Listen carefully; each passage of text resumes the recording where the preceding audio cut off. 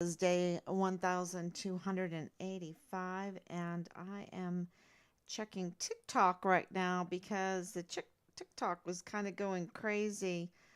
Um, I was trying to set up the TikTok live so that when I live stream, I can stream to the TikTok account.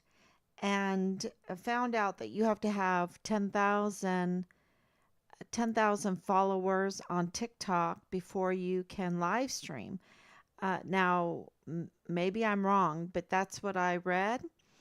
And so we have over 4,000. So please follow if you're listening. Please follow, get your friends to follow so that I could live stream to TikTok to fight for justice for Richard. And not only just for Richard, at this point, over 3 years, it's one, there's so many on my heart. And the latest one, of course, is Glendon Oakley Jr., who was found deceased in his barracks room in April of 2020 after being severely, continuously retaliated against, like Richard, for being a whistleblower, for witnessing, for helping, for being a hero. For being a hero, he was retaliated against swiftly, within hours, within hours, and we have the video evidence to prove it. And I've been meaning to make a TikTok out of it. I've been meaning to make a video out of it. But every time I watch it, it's just so heartbreaking.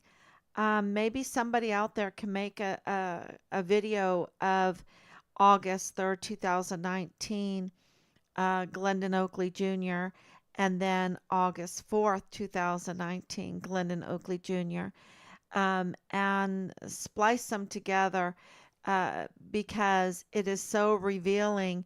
And maybe it's just me looking at Richard's case for 3 years and being able, I have X-ray eyes now. Even when it comes to redacted material, I have X-ray eyes, and absolutely, I saw these same people that have been, and I don't know if they're the same people. It's the same spirit, the same spirit. But I think there's many of the same people.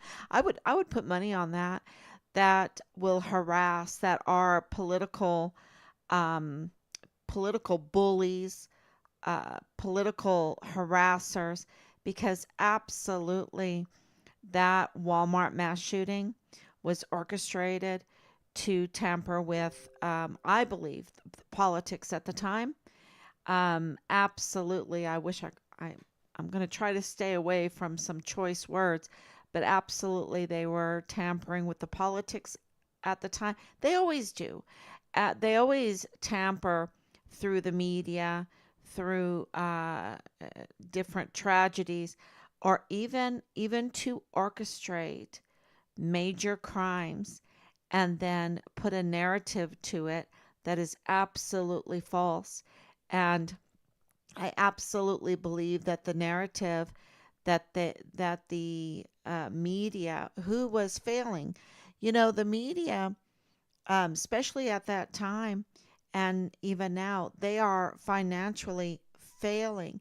It's kind of like going the way of the newspapers, right? And they're trying to hold on to their funding, and they're trying to get public funding. Um, it was El Paso Matters Bob Moore that went to the IRS that said, "Look, I don't want to pay the taxes, right? I want tax-free status. I want a 501(c)(3) status. So I will be neutral." But see, he betrayed that. He's not neutral. He's a political attack machine. He's proven that over and over and over again. I'm not the one that reported on it. Others have reported on it, that he is a political attack machine. And by the actions, you will know, right? By their fruit, you will know them. And absolutely, El Paso Matters have violated their 501(c)(3), and it should be stripped from them. If they're going to be a political attack dog, then they need to pay the taxes just like any other news organization that is, of all about politics, right?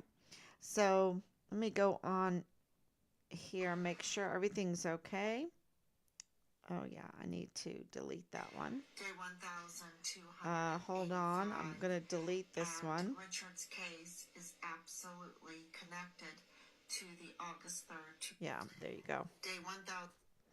Okay, so whoo, getting a lot of hits already. Okay, so get out of that. So if you haven't been to TikTok, and I know that that's very controversial, but and I'm trying to get back onto Instagram also. Let's see if I'm on here. See if I can see myself. There I am. Okay. And I can hear myself. That's great. Great news. So, yeah, please go to TikTok. I know that that's controversial. I'm on Truth Social also. I'm on Facebook. I'm on, they're all a way to reach out to the masses, to different age groups, demographics, you name it. And that's what we need to do. This is a government by the people, right? Um, of the people, by the people, for the people. And so, getting out on these platforms is super important, and I'm failing on many of them. Uh, so I'm trying to rectify that and get on as many platforms as we possibly can, because behind the scenes things are really happening. We have been given hundreds of pages from our open records requests, and they're still coming in. We also were contacted by uh, DA Bill Hicks's office for a way forward on that one, and that's because of you. That's because of you watching. That's because of you sharing. We cannot wait until we have a moral, ethical DA in office or a moral, ethical general in office. We'll be waiting a long, long time if we wait for that. Right now, we just need to, uh, you know, of the people, by the people, for the people, drive them to give us justice, and not just Richard, but also so many, including the 23 that were killed in the Walmart mass shooting on August 3rd, which is Dallas Hart's birthday, in 2019. It's very, very important that we get justice, because there's murderers walking around out there, okay? There are murderers walking around out there. You think that Patrick Crucius could carry this out on his own? You haven't looked hard enough at him. And we have, and I just posted it up on TikTok. We have the court sentencing of the Patrick Crucius case, where the judge is sentencing him to 90 life sentences. That's about 8,000 years, right? So he's going to be in prison for a long time. I don't think he's ever going to come out. But the judge said something else. Uh, he's going to be serving that in uh, the Alcatraz of the Rockies. Okay, the prison there in Colorado, Florence, Colorado, is the AMAX. It is the highest secure prison in the United States, with the worst type of offenders there, and they call it the Alcatraz of the Rockies. And so that's where he's going to be serving. He's going to be, until he dies, right? And the judge said also that he needs to get treatment. Um, it's crazy, but yep. So he will get treatment. Taxpayers will pay for that. I know you're thinking he should have got the death penalty. I understand, but he, this is so revealing if you go beyond your own grief in this mass murder case. And that is that the judge himself is admitting that Patrick Crusius has a severe mental condition. Now, this is very, very interesting because his defense attorneys, Felix Valenzuela, um, Joe Spencer, um, another Stevens guy, Mark Stevens, and there's another one on that paper that they did not put forth that he plead insanity, that he is mentally incapable of knowing what's right and wrong, and so plead insanity. Because when you have autism, you cannot plead insanity. Okay, from what I understand. Now you might correct me, but so we have it confirmed that he has autism, and the judge is saying it is severe. He has a severe mental condition. And so, what this says is he, no way could he possibly carry out what he did on his own. That means there's murderers walking around. Okay. And Glendon Oakley Jr. said there were shots fired in the mall. Okay. Many other, and I should get the list of the other witnesses that said that there were multiple shooters, right? That there were multiple shooters. And, because the media darling, Ernest Christopher Grant, said he threw soda bottles, and he's maintaining that he did that at the shooter. Well, Patrick Crusius had not one spot of soda on him. And when you throw soda, it gets pretty messy, right? And and the other thing, and this is why I don't believe Chris at all. I don't believe him at all. Why isn't he arrested? He has an open arrest warrant out for him. Why, he has this long criminal record.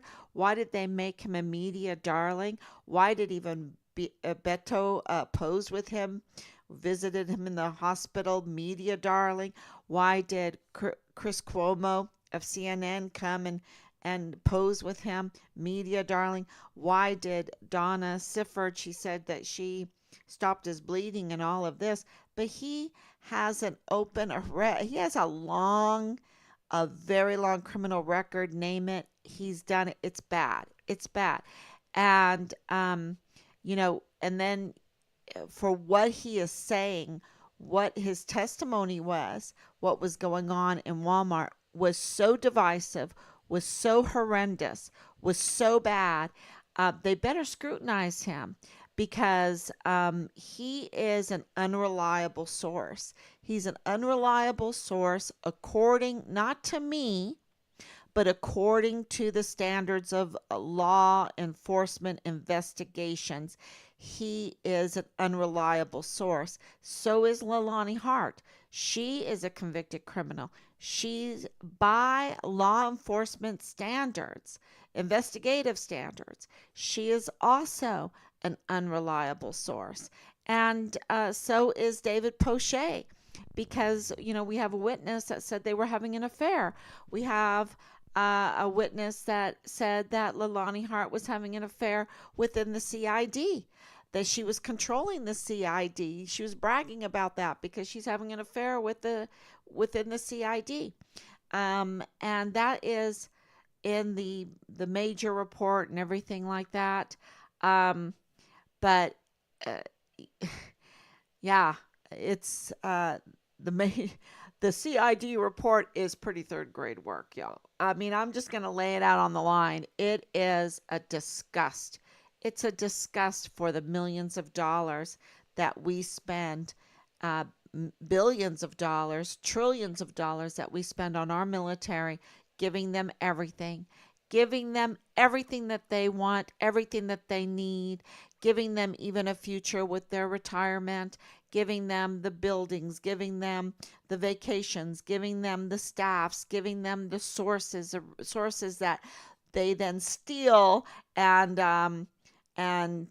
sell over the border and everything. This is all kinds of reports that we're getting in, and that has been reported in the news. You know, it's not me saying it; it's been reported in the news, and now they can't even report to us when a soldier on Fort Bliss drives over to Juarez, Mexico, and shoots someone dead and stabs them on top of that, and then returns over the border, creating an international incident, goes on Fort Bliss, and then they want to say, oh, he's a good soldier or something like that.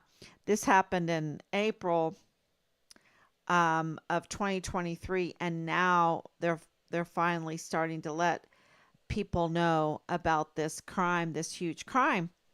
And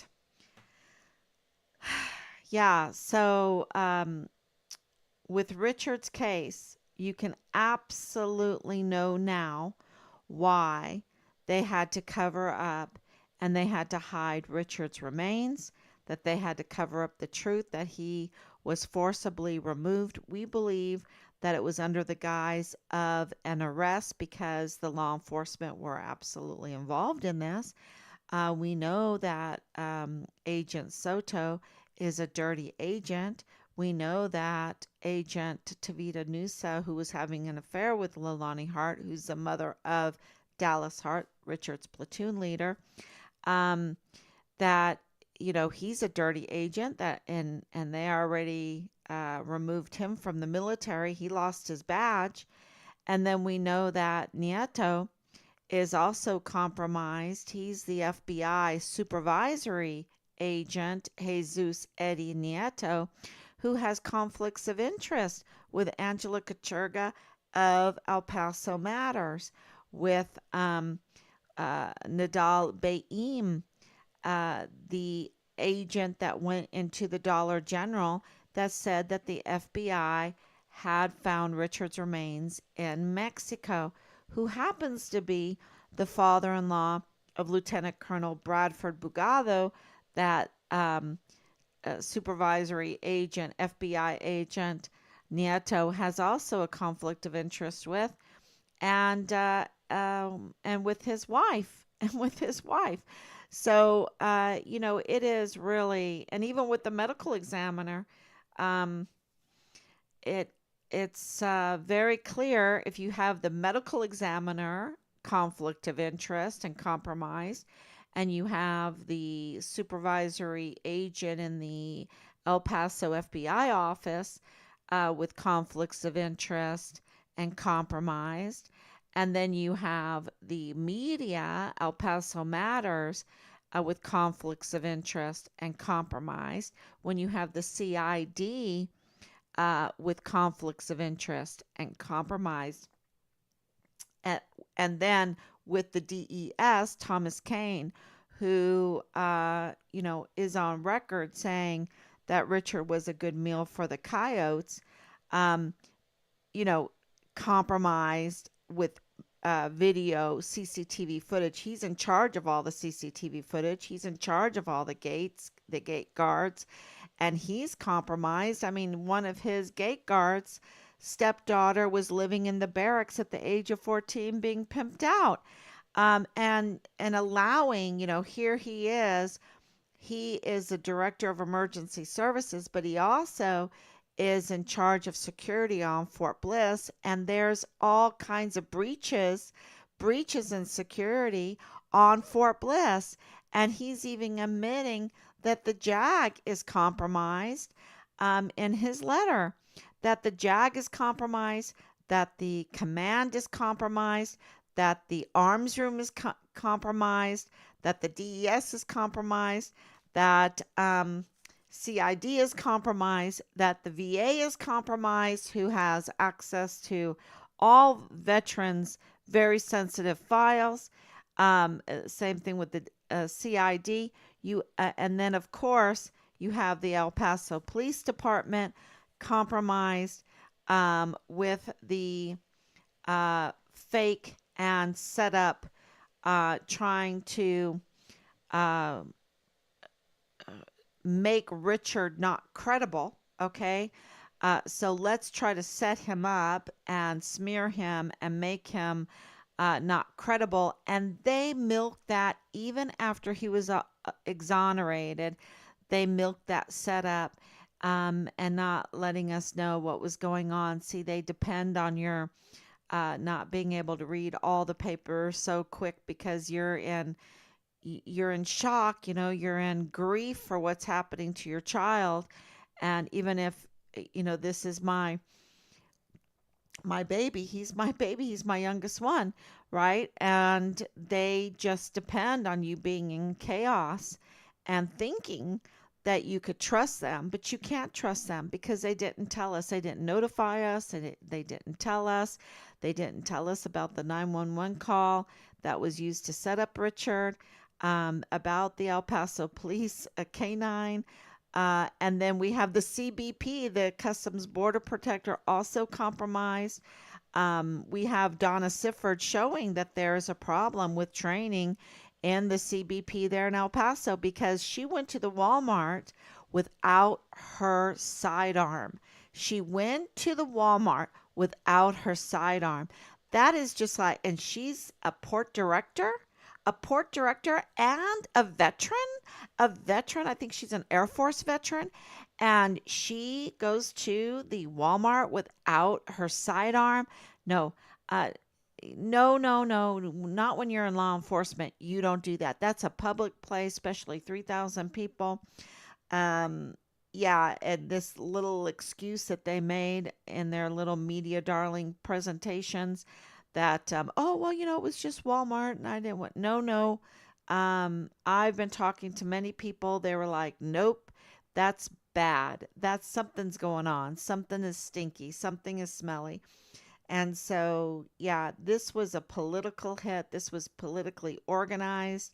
This was follow the money. Let's follow the money and follow the politics of the whole thing.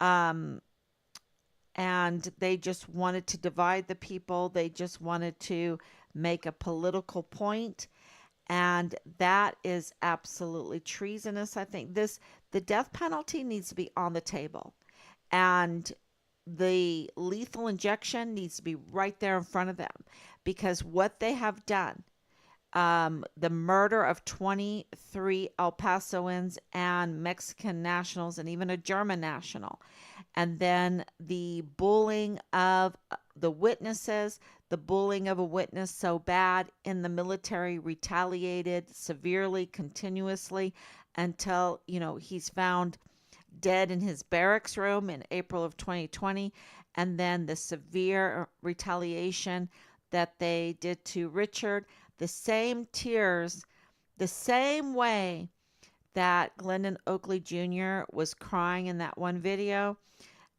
We have a video of Richard too. Them mentally just bullying you and harassing you. You think you're doing something right. You're reporting to the CID. You're reporting to the IG. The IG here is so compromised because who is the IG of the Army? Donna Martin. Donna Martin is the IG of the Army right now. She is totally needs to be arrested. Totally needs to be charged and face, I believe, the death penalty. The same thing with Sean Bernabe. And I'm a Ron Paul supporter who does not believe in the death penalty.